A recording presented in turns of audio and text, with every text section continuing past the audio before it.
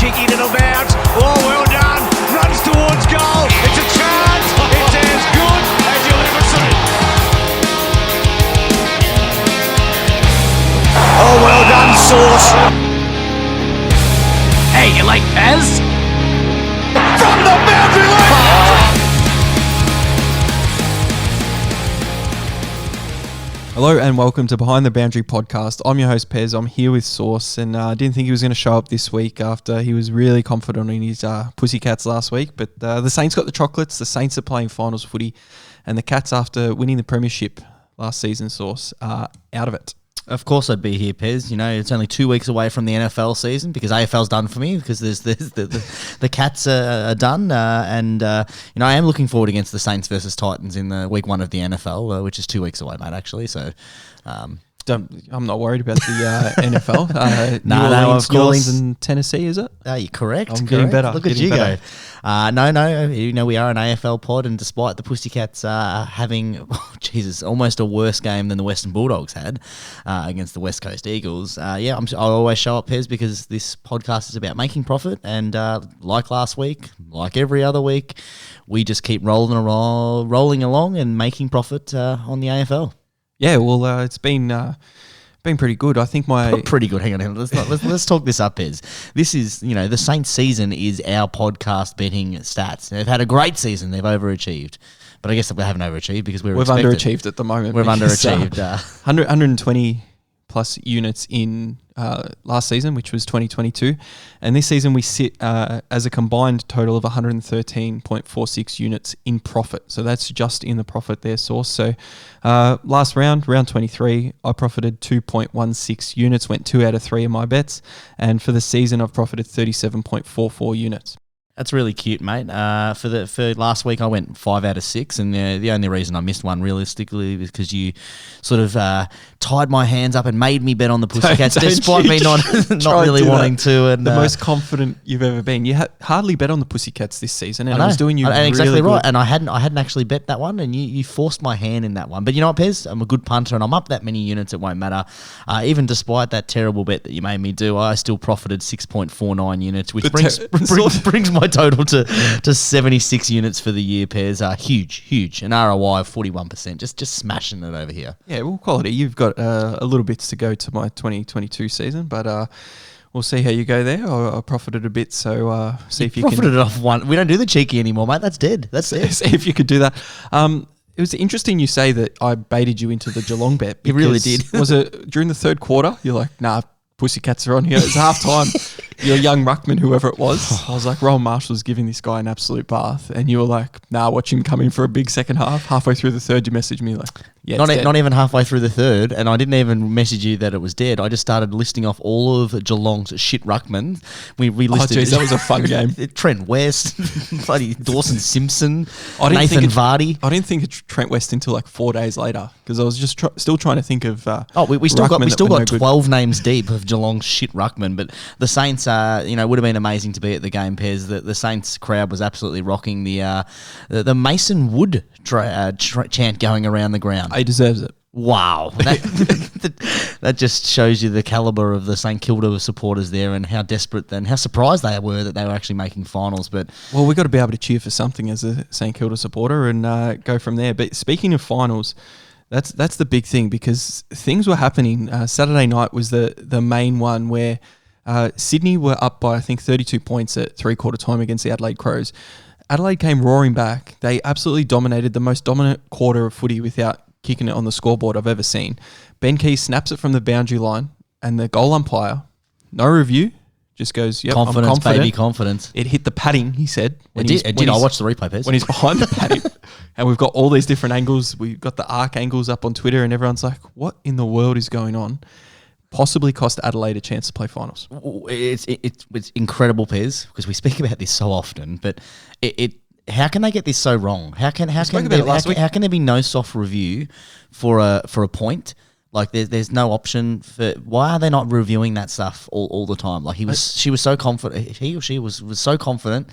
And the best part about that is that Ben Keys was celebrating, finger wagging on the side, and they had the wide angle, and the ball's gone up the other side. Well, I can't remember if it was Jake Lloyd, but for some reason I'm thinking of Jake Lloyd doing this. grabs the ball, and as soon as he realises, he plays on and kicks it out the other way when Adelaide are celebrating on the other boundary. And it's like one of the smartest moves you can ever do, because if it plays on, or if the bounce happens after a goal, they can't change it, even if they see it. As soon as the ball's back in, that is very, very clever. Because it was a behind, I think what the goal umpire needed to do is just go, you know what, this is an important stage of the game, let's do it. You watched, when did Essendon play against GWS? When Essendon, they didn't play. Essendon were 100 points down, and they spent 30 seconds on a goal review, and they wouldn't do it. They did it in the Geelong St Kilda game, in that the last quarter, and it was dead.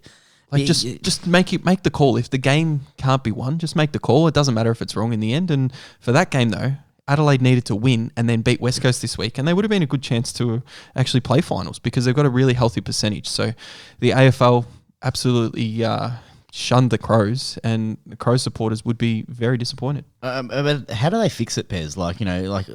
I know that we talk about how the AFL doesn't have a great review system.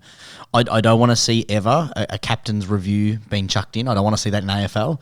But maybe is it like the VAR technology in soccer, where there's a soft review after every goal, and then out of nowhere, as well. I don't like soccer that. Fan, but I don't like it where they sort of bring it back. Like a minute later, the whistle goes and they have to go time it again. There's been a minute of play. Footy, the siren footy's would too have quick gone for that. Yeah, but I don't like basketball. The NBA one, the coaches review, I hate that. I don't want to be seeing a captain out there, or even cricket. I don't like seeing the review. 2023. Just get it right. There needs to be some goal line technology where you've got ball tracking like the VAR in soccer, so you can see if the ball was over the line and things like that. But get some high 8K cameras. Don't be showing me 1993 Sega Mega Drive. We spoke about it last week. Seriously, Pez, the Atari with the joystick. I'll stand on one goalpost with my iPhone, you stand on the other, and we'll have an incredible angle. And you'll be able to zoom in at high quality as well. But even when they reviewed it, the images that they show, they're like, oh, look, it's a gap. And it's like, it's pixelated as anything. Why? You've got blokes in the crowd, or even women in the crowd, filming the thing. And when they post it online, it's a better view than what the AFL reviewed. Do you remember the one a couple of years ago? There was the guy was kicking it from he was kicking it from the boundary, and there's a guy behind recording, and they call it a goal, but you look at his angle and it goes over the post. It's clearly a point. Yeah. That's better angle than what they had in this modern era. So so many cameras around the ground, and every ground that they play AFL at, they've got to spend the money. They've got to get some form of technology. They're saying they're introducing stuff inside the footy with ball tracking and stuff. You spend the money, AFL, you make enough of it and get the job done, because you can't have teams missing out because of that. And a lot of teams needed that result as well to go their way. Definitely. And there's the fixturing issue already, where teams don't play each other only once or play each other twice. There's already that where the AFL are in control of that. And this is just another aspect of an unfair competition. So it's not good. So we just spoke about how the umpires sort of borderline, and the AFL with its lackluster technology has cost Adelaide their final. So let's talk about two teams that had their fate in their own hands and absolutely buffed it up. Let's talk first about the Essendon, and I know we're hard on the Essendon fans, but seriously, all you need to do is compete. You haven't won a final in 20 years. You've got an opportunity just to compete. I'm not expecting you to win. But compete, and to them to go down like the way they did to a team that was narrowly above them by 120 points is disgusting. And I know we have a lot of banter on this show about the Essendon fans, Pez, but as any AFL supporter, if your team put that piss poor performance out on the ground with finals on the line, what can you think as a fan? That's heart wrenching. You wouldn't have been too disappointed, I'd say, as an Essendon fan, if you're a realistic Essendon fan, to lose that game by 5 or 6 goals. If you put the effort in and did that, that's expected, that's fine. But you can't just lose by 100. You can't give up. If GWS kept going, that could have been 150 if they just kept the accelerator down. So, but the fact is, after that first quarter, okay, they got the jump on you. Let's hit the reset button. No reset. It got worse. And then after half time, they might as well not even come out. It was disgusting. It really was. Yeah, and then it hit 100, and then Essendon decided, you know what? We might kick a couple of goals and we'll get it under 100, and then it'll go back out. That's no good. The other team, which really surprised me, was the Western Bulldogs, because West Coast actually played really well. Jamie Cripps up forward, kicking 5 goals.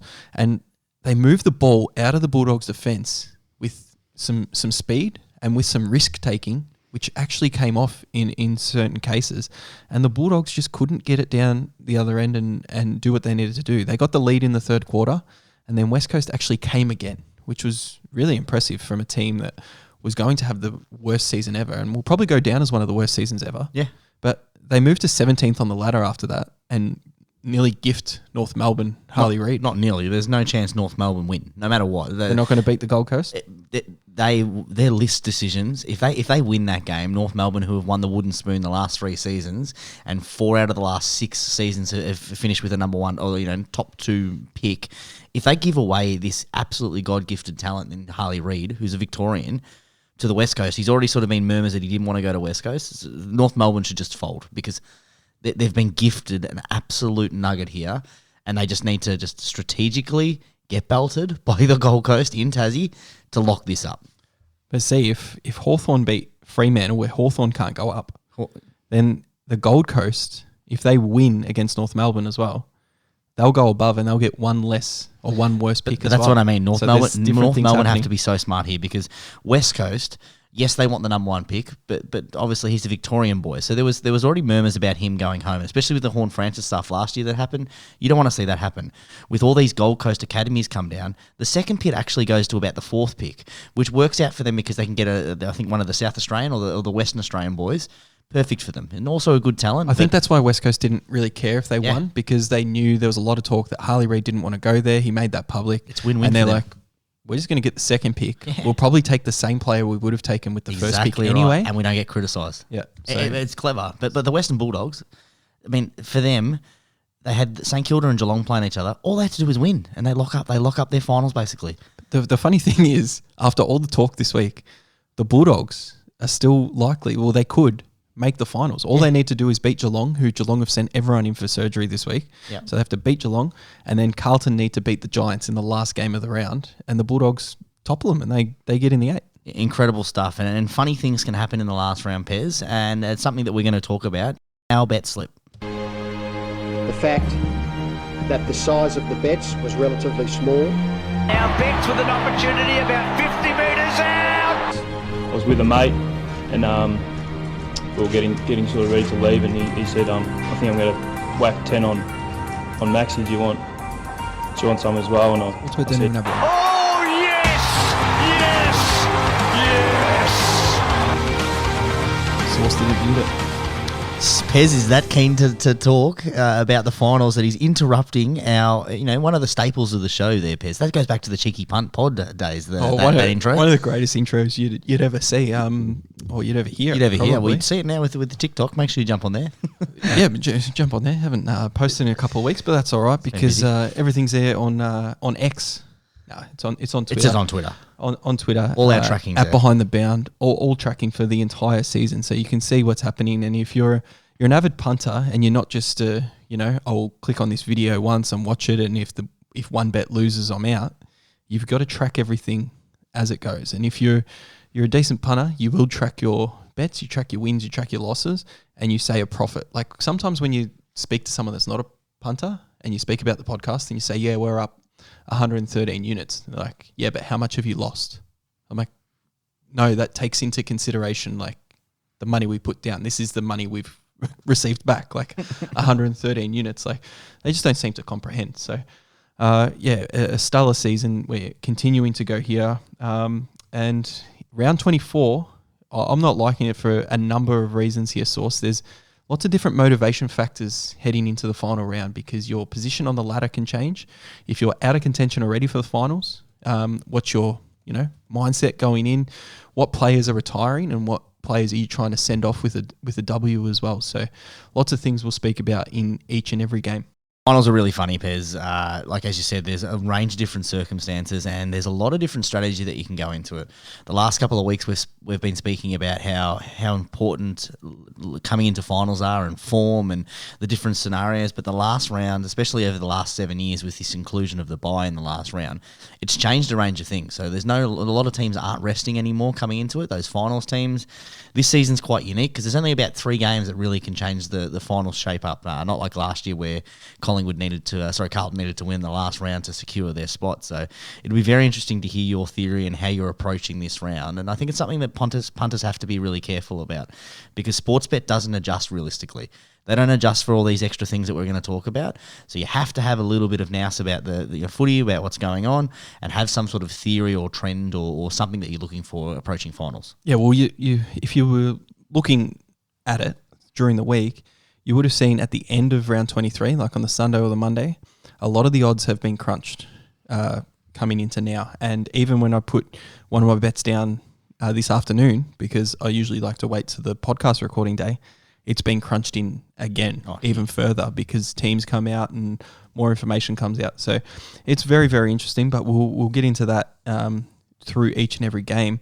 And it starts off with a massive clash. And will the Bombers fans show up is what I want to know, because Essendon take on Collingwood at the MCG. Understandable if Essendon fans don't turn up after last week and they've hung up their boots and worried about next year. But Essendon do take on Collingwood. The AFL would have expected this to be two teams fighting for finals, and not expected Essendon for their terrible performance last week. But $4.90 outsiders are the Bombers.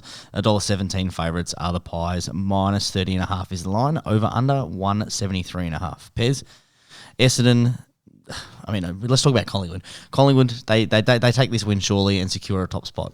Well, they're going to have to, because their form hasn't been amazing coming in. They've lost 3 out of 4 of their games, and they need to go into the finals with winning form. If they lose this game and Brisbane beat St Kilda on Saturday night, Brisbane take top spot, they take the minor premiership, and they take everything away from Collingwood that Collingwood worked so hard for early on in the year. Now, the other factor is Collingwood were in a position to be able to, rest some players or have some injuries and things like that, which they have had. But Jordan De Goey comes back in this week. Bobby Hill will come back in. Bro McCreary will serve his 1 week suspension for that sling tackle. And Essendon, they can't make it. So mathematically, if they win by 500 and something points and something else happens, they're not going to make the finals. Can they, knock Collingwood out of top spot and have some bragging rights? Essendon, they've gotten rid of their players as well. They've sent him players to surgery as well, and I think it's a must-win for Collingwood. But $1.17, you saw them at $1.20 earlier in the week. It's not worth backing. I think the line's way too high at minus 29.5. And then if you're looking at over/unders source, this is the other thing. Are Collingwood going to work on their defensive structure? Are they going to try and do that? Or are they going to move into finals and they're just going to go into a free-flowing game and not show other teams anything else? I can't pick it, so I'm going to have no bet. I'm going to steer away from this one. Even with things like the people that love to do same-game multis, as we say, don't do same-game multi without promo, but even with disposals and things, you're going to look in the whole round for players to be subbed out early. Yeah, and rested. So and you might see some weird rotations as well. Players resting forward, so time on the ground, centre bounce attendances, everything like that. So this is a complete stay away from me. But watching to see how many actual fans show up, and if it's just mostly the Pie supporters here. Yeah, it's a real shame that Essendon really dropped the sack last week, because you could have Collingwood, who over the last month have ranked bottom 4 in a range of different categories, including specifically a lot of the defensive markers there, but as well as offense and clearances and score off stoppages, which they've been so strong earlier in the year. Essendon, there's no reason for the win this. As you said, a lot of players are either retired, sent off to surgery, they're packing up, they're looking forward to next season.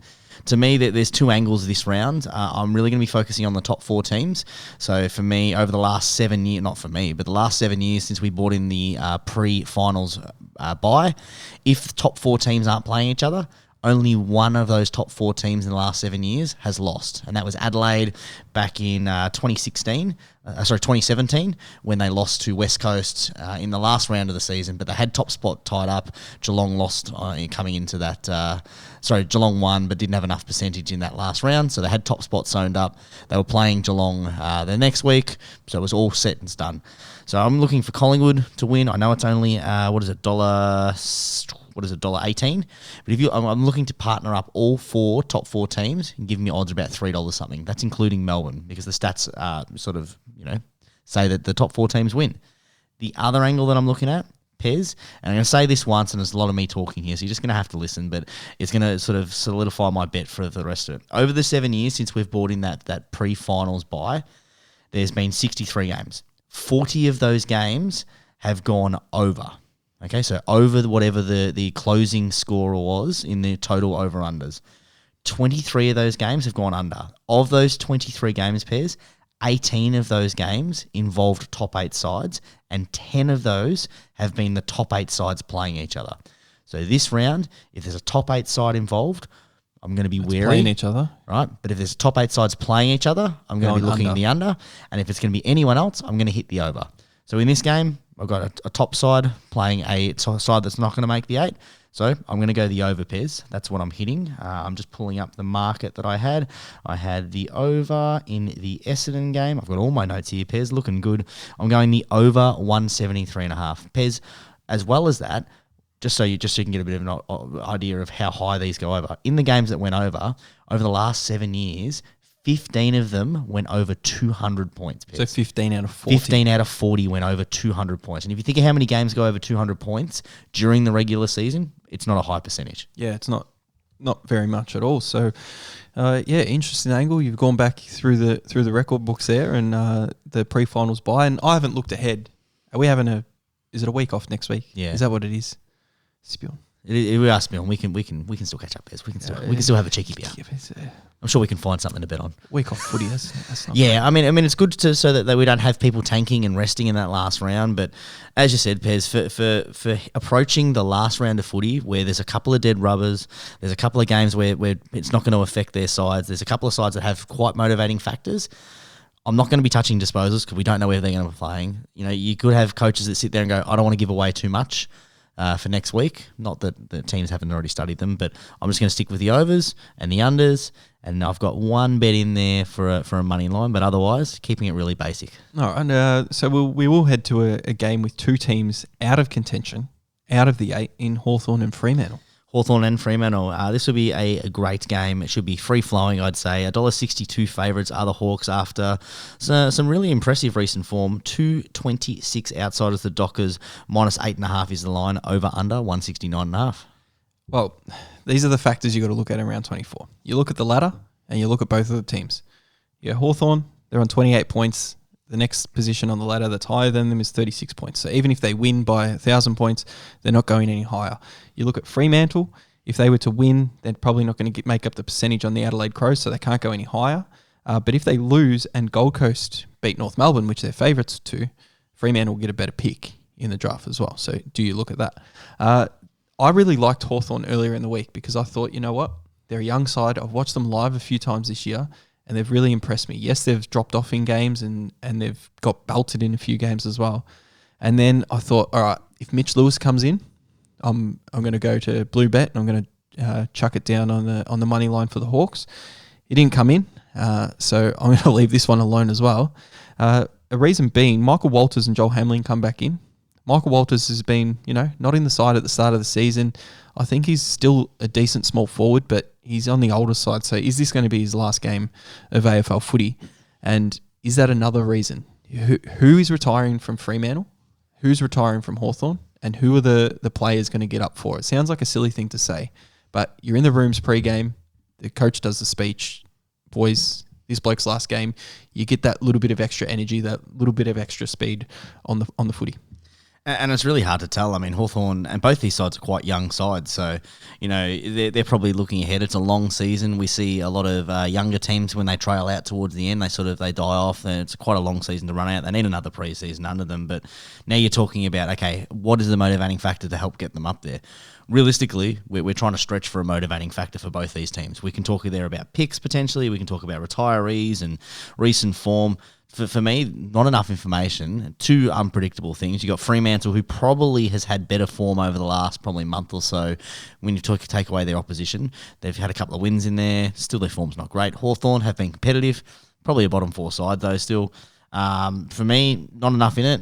The team's travelling over here, but you know what I'm doing, Pez? Expect a high-scoring game. So I am because they're both not in They're both not in contention, so I'm expecting this one to go really big, Pez. So the over-under, surprisingly, is 169.5. So I'm looking at this one. I'll hit the over, obviously, because I've just spoken about it. But I also might look to put a couple of extra ones on there. For over 200, Pez, you can get odds of $6 All right, put a little cheeky unit on that. Maybe you can sort of take up the increments at $180, $190.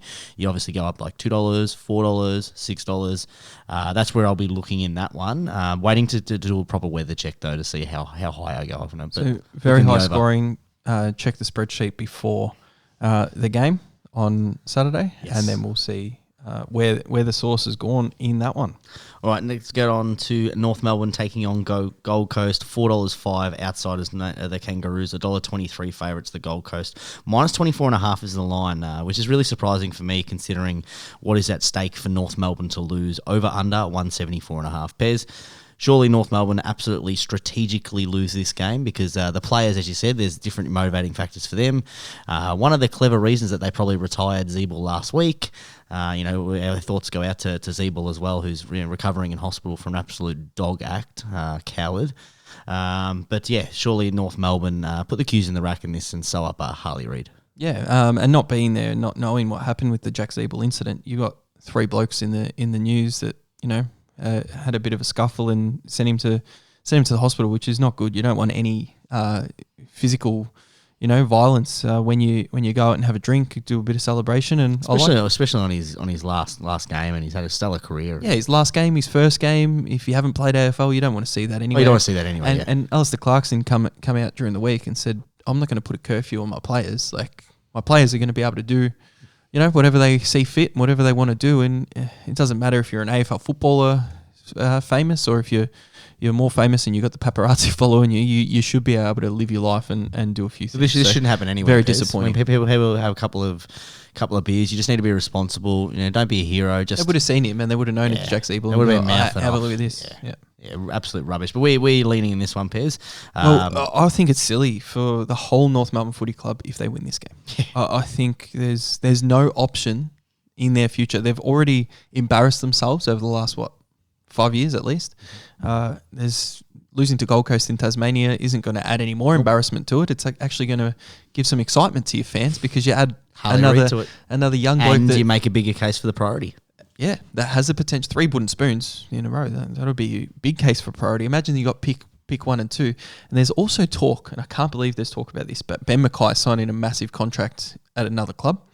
And if he signs a big contract and he signs big enough and for long enough, the automatic compensation could be after their first round pick. So if they got pick 1 and their compensation was pick 2 for Ben Mackay, imagine that, because Ben Mackay is not up there in some of the best defenders in the league, but just because he's out of contract and teams are in need, he might get a big payday. So we'll wait and see for that one as well. So North Melbourne, really, really stupid if they win this game, but it's North Melbourne, so they have done stupid things in the past, so we'll see. Yeah, we will, Pez. I'm hitting the over in this one, over 174.5. The weather is predicted to be quite nice there, and it seems every time we talk about Tassie, the weather is quite nice. And you mentioned earlier about Gold Coast and having their, having quite a high pick depending where they finish. I think you also need to be mindful with the Gold Coast is they've got a whole lot of academy kids coming through. So for them, their first pick doesn't really matter because they're going to have to use those points and basically give up a lot of their that first pick anyway to get some of these academy players. They can only go up 1 spot. But there's also rumours that possibly Gold Coast is looking to try and trade that pick away for some later in the draft picks to pick up a couple of players and loose ends so they can use those picks to build up towards their academy players. Yeah. So, all right, let's get on to the game that you'll probably be locked in. You'll be locked in with Pez. Brisbane taking on St Kilda. $1.17 favourites are the Lions. St Kilda outsiders $4.85. Minus 29.5 is the line. Over under 167.5. Yeah, well, where's a white flag? I don't have a white flag around me, but St Kilda... You got the white flag of Ben King, Max King, sorry. The white flag Max King, and that's the white flag right there because Max King managed. And if you're managing Max King, you're not looking for the 4 points in this game. You're not too worried about it. Brisbane, it's a must-win. Port Adelaide, if they were to beat Richmond and Brisbane were to lose, they go above them.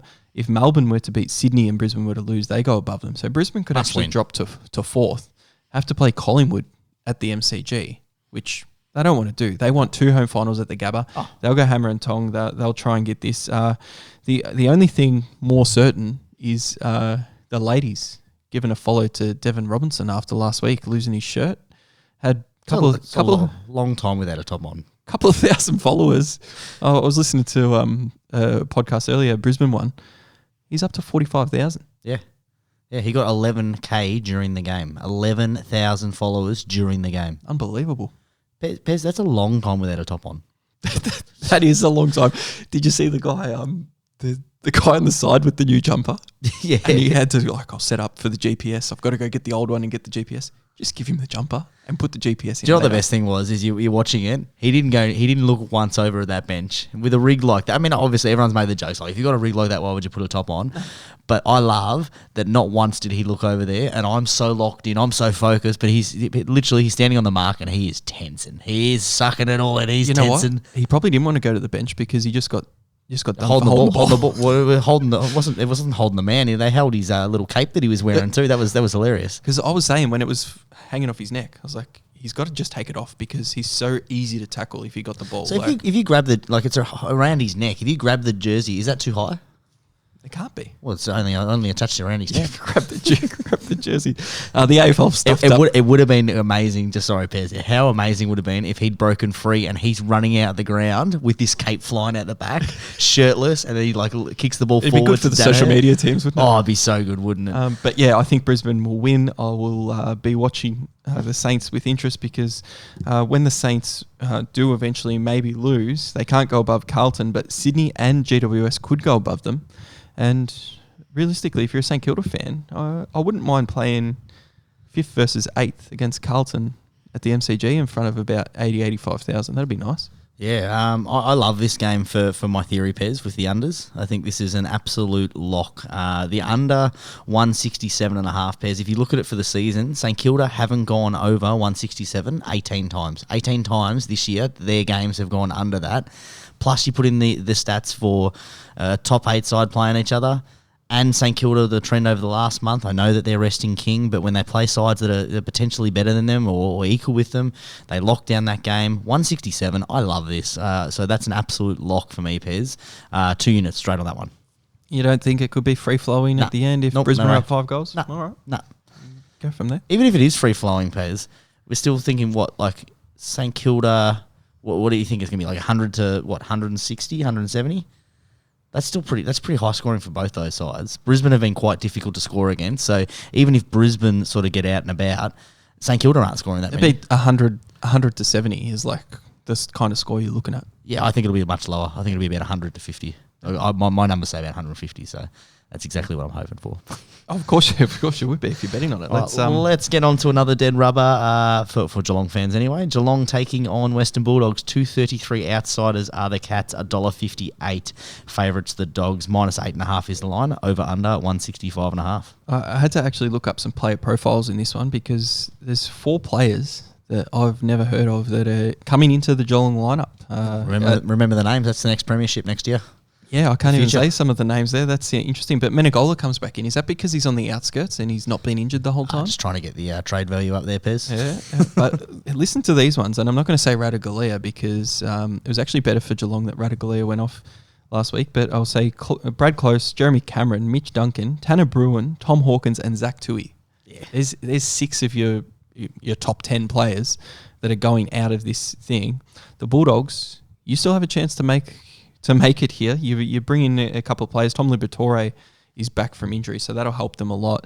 The only factor is it's down at Alphabet Stadium at night, where Geelong have played really well, but the Bulldogs a must-win, which last week against West Coast was nearly a must-win. So, I'll be on the Bulldogs here. This is where my only bet is. It's 2 units. They sit at $1.58 at the moment, but I jumped on this afternoon, as I said, as $1.73. So I didn't jump on early in the round because, I would have tweeted out something, but $1.73, 2 units with Blue Bet.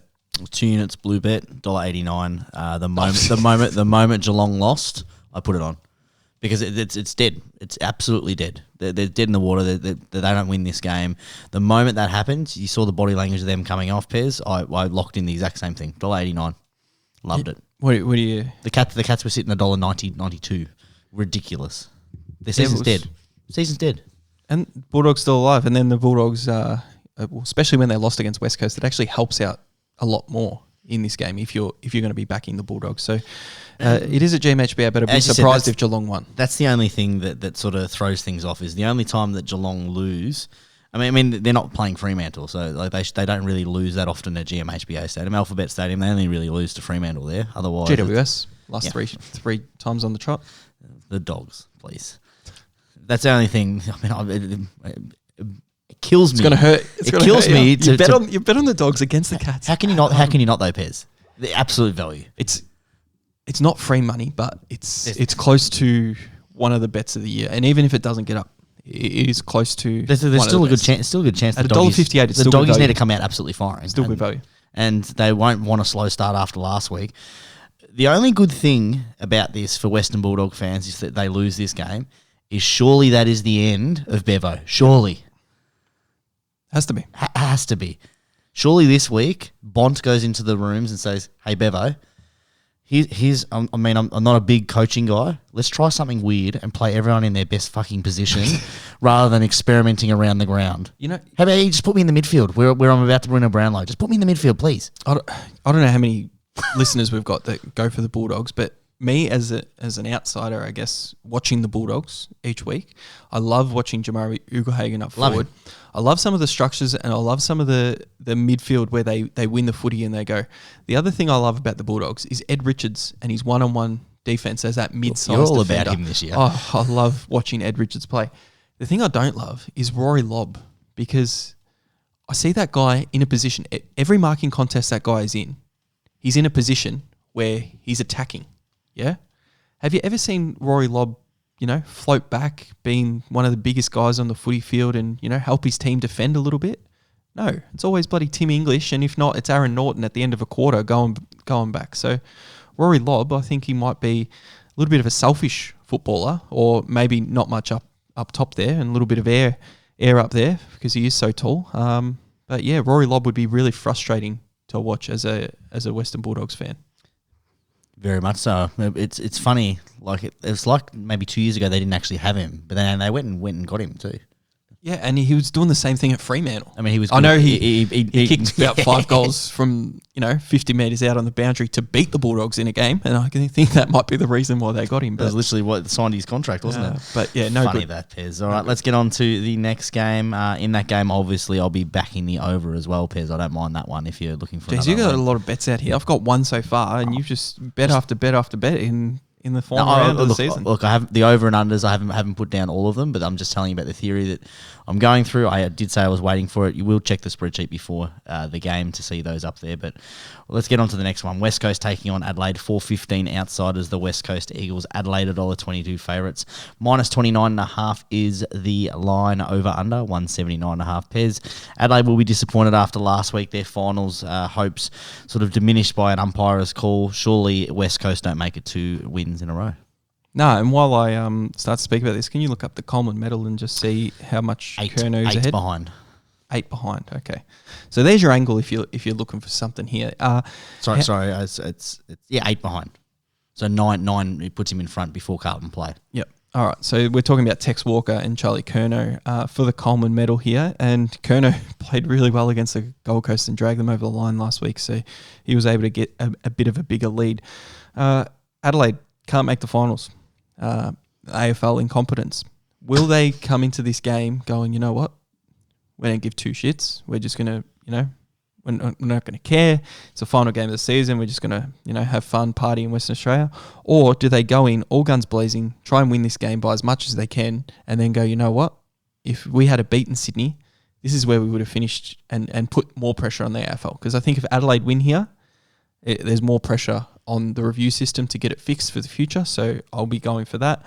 The other angles you got is Luke Shuey, Shannon Hearn come back in for what could be their final games. I think one of them or both of them announced their retirements during the last month. And then Shuey did. Yeah, and then Adelaide, just could be 200 points here. Yeah. 200 point win, Just stick it to the AFL. I think there's a clear angle this, and the bookies have made it really clear. For me, the angle where the most value is Tex Walker most goals at $1.84. And the reason I say that's the most goals is he's actually not even got a market on Sportsbet for any time goal scorer. So he's not even a market. He's $1.05 for 2, $1.23 for 3. For 6 or more goals, Pez, he's $4. The next closest is 6 goals, Oscar Allen at 13. To me, that is a very clear market, and even Sportsbet has labelled that. So $1.84 for most goals, text, water. He only needs 8 to tie, 9 to lead. We saw it a couple of years ago. What book is that? That's Sportsbet. So jump all over that. I'm in for a unit on that. Yeah, $1.84. Yeah, That's absolute money for VBs, Pez, and then I've got a unit on that one as well. So that's an easy line for me. I'll take that. That's good. It gets me up to 2 bets for the round. I like that. You're welcome. And in that game, we'll be looking for the over. Pez, as you said, could be about 200 points. So that's the over in that one. Sunday games. This is probably the only dead rubber. The other two potentially will still be alive, but could be dead rubbers by then as well. So Port Adelaide taking on Richmond, $1.13 favourites are the Tigers, $6.05 outsiders. Richmond, I said $1.13 favourites were the Tigers, but it's actually $1.13 favourites for the Power. Yeah, I was going to say. Minus the 38.5 is the line, over under 179.5. Pez, the Power, they surely take care of business and they lock up a top 4 spot or top 3. Yeah, they've already potentially 2. Already locked up top 4, but they can lock up a top 3, and depending what happens in the Brisbane game, of course, do that. So closer to the game, you got to check the ladder and what's happening. But Richmond played their final game last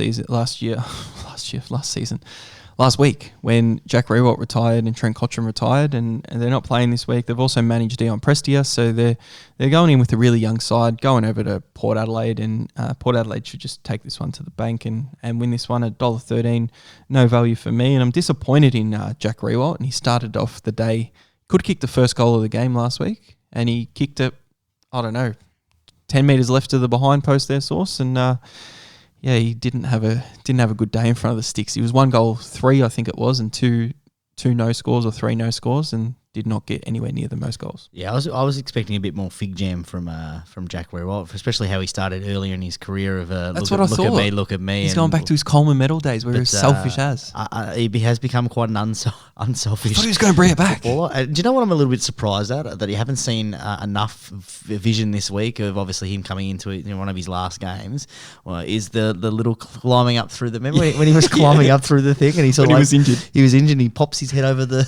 Because he wants to check the score. One of the greatest little clips, and I'm surprised we haven't seen more of it. Yeah, that's really good. I like that clip. And speaking of omissions and people that were retired and delisted and shipped off to the Gold Coast, Pez, you didn't mention Damien Hardwick not telling up for Richmond. No, he was there last week for Richmond, but while his new club was actually playing. Yeah. But we know Damien Hardwick is known for half of the season. What are your thoughts? This is happening more and more, Pez. The clubs, this is the second year in a row that the club has basically, they've retired mid-season, taken some time off, gone overseas, and then they've come back before the season's finished as another coach for another team. It's very smart.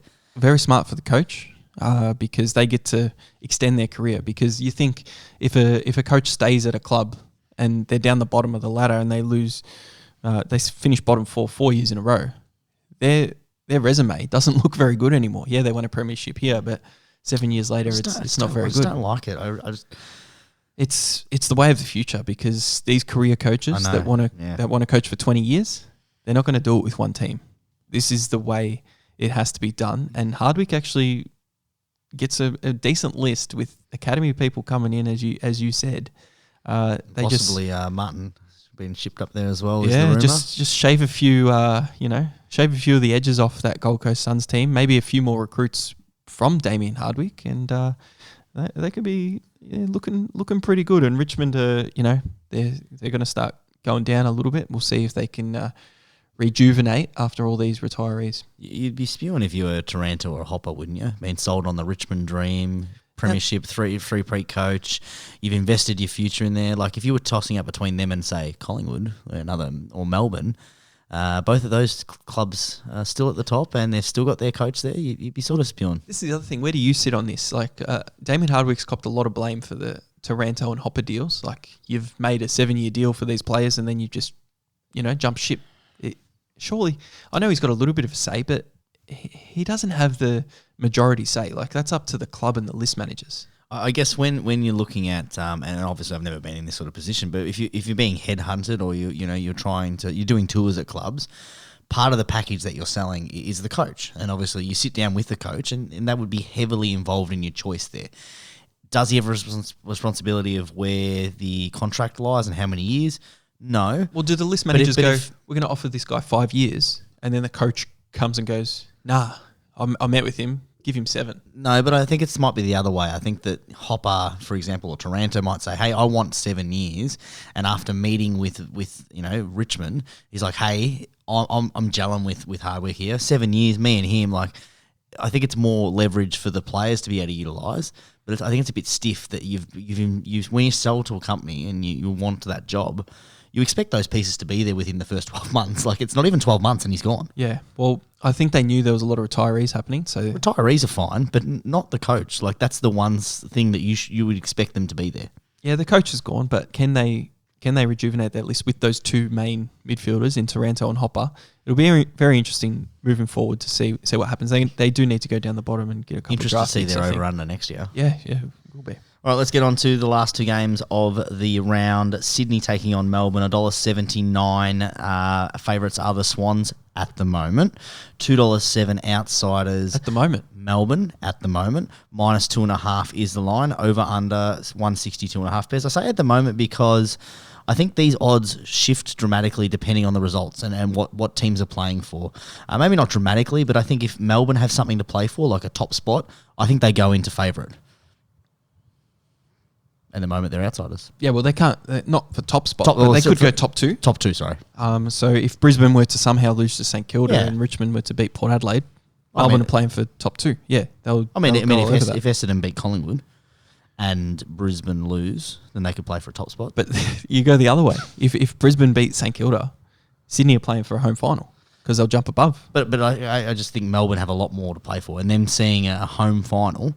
What if Melbourne don't have a lot to play for? What if Brisbane win and Port Adelaide win and Melbourne literally can't move? Then I think the odds reflect accordingly. And then Sydney jump. Like it's just a hard one. You can't bet on it now. Obviously, You can bet the under. 'Cause they're top 8 sides playing each other. we're talking about the odds of the money line, the head to head, and you can't do that. Bailey Fritsch is going to come back from injury this week, which is big for finals. But Malcolm is obviously going to keep his spot. If that's Big for what their you were forward line. thinking. Big for their forward line. Yeah, massive for their forward line. You don't want Ben Brown coming back into that side No, anytime thank God. soon. So, this is one to watch with interest before the start of the game. See how the odds move, and see some of the other results. Exactly right. I'll be getting the under 162.5 in that one once I put my bets down. Carlton, You actually betting it or what? I don't know what's happening. I'm just saying that you'll find out in a moment, All right, right? all right. Carlton taking on GWS, $1.69 favourites are the Blues, $2.18 favourites are, outsiders are GWS, -5.5 is the line, over under 167.5. Pez, this one to me, GWS have so much to play for. They need to, they potentially won't need to do anything. They may have just already made the finals here. Pussycats up. What? Well, if Geelong win, GWS don't have to do a thing. Exactly right. But you bet big on the Bulldogs. I didn't say that that's what I was thinking. I just said potentially they don't have to do anything. They may be playing for their finals hopes. Stop bringing in your pussy bias here. And Mate, I'm backing the Bulldogs at 2 units with Bluebet, $1.84. $1.89 for them to beat my Pussycats in the most unsourced thing that I've ever done on the podcast. So don't bring that shit up. Well, you're the one using your words. To I was speak just about it. saying. You bring the. Tell me how the Blues win this one. Wow, well, this I don't know because is it? That's my point. That was my whole point. It's dependent on everything else. What happens before it? Do Geelong beat the Bulldogs? No, they don't. having a 2-week-old newborn, I am getting into that delirious stage right now because I'm about to fall asleep, I reckon. And this game is not something to fall asleep over because it could mean absolutely everything. Like Giants having to win to make the finals, and Carlton, they might have to win to stay up, but they might not. So Carlton in the same position as Melbourne, they might not have to do anything, and they stay 5th. They get a home final at the MCG in front of 80,000+. Yeah, well, to me, you go the under. 2 top 8 sides are potentially playing each other. So for me, you're back in the under. Any other bets that you want to talk about, Pez? Because that did my head in just talking about that. And we're not allowed to talk about my Pussycats anymore. So it's hard when you think about. You got to think about all those other You really factors. do. And earlier in the year, Sauce, when we were making our bets, you don't have to think about those factors as much because it's not as prevalent. In the last 4 rounds, the last month, you think about it a little bit, but the last round, you have to think about all these different factors and retirements, and there's just so many extra cogs to turn. But that's why we've stayed away from disposals. That's why we're staying. We've stopped. We haven't mentioned once about form. That's why we've picked very specific sort of angles that we're going for, and that's what we're targeting. Yeah. So what else have you got? Oh, I've got something. Cheeky! It's a good one, Pez. So it's a 9-leg multi, odds of $293. Horrible. It's great odds. I've gone the under in the Brisbane game, the under in the Sydney game, the under in the Carlton game, and then the over in all the other games. Gives me great odds. Put 1 unit on that one, Pez. Just gives you a little lazy $7,000. Love it. Hate it. I'm trying to find around if there's a.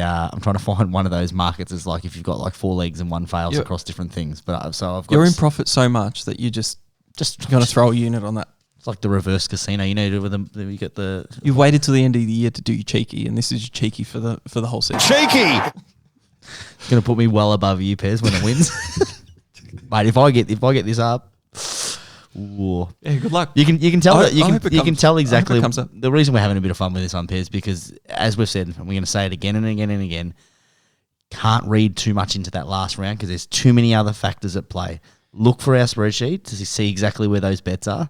But you can't be looking at things that have been working all season. You've got to find other angles in the last round. Yeah, well, I've only got 2: the Bulldogs and the Taylor Walker most goals. And I gave you one, so That's the only bets I've got. I was coming in with 1 bet tonight, which is you're welcome. Unheard of. But you can have some of this, have some of these winnings. When I'm not contributing any money to that. Where can everyone find us, Pez? Oh, well, you find us here at my house on my dining table. Don't give away the trades of the show. This is the studio. Yeah. The studio. You can find me at the studio, but yeah, I need to get to bed. Then he might be due for a feed. How is the little man going? You had a lot of the fans say congratulations over Twitter and private messages. How's the little man going? He currently holds something that most St Kilda supporters don't. He's unbeaten. Undefeated. Undefeated. Has not lost in his lifetime. Undefeated. Has not lost a game. That's two from in two. his lifetime. Yep. Wow. Yep. Jeez. Maybe you shouldn't get him to follow St Kilda. Well, what? I'll choose a different team this week. If he chooses this week, well, then he's just, as St Kilda, he'll always be happy as a St Kilda supporter. An unbeaten record. Rather have 2 weeks of satisfaction rather than the rest of his loss and disappointment. Oh, well, I don't know. How about Saints beat Brisbane, win the first final, win the second final, win the third Mate, final, if you win a final? premiership, your little man, you'd be changing his name, wouldn't you? To what? I don't know. St Kilda. If we win the premiership, I'll do that. You heard it here first. I don't know if his missus will be happy with I'll that Pez one. peace out. I'm still sauce. We'll catch up next time. No!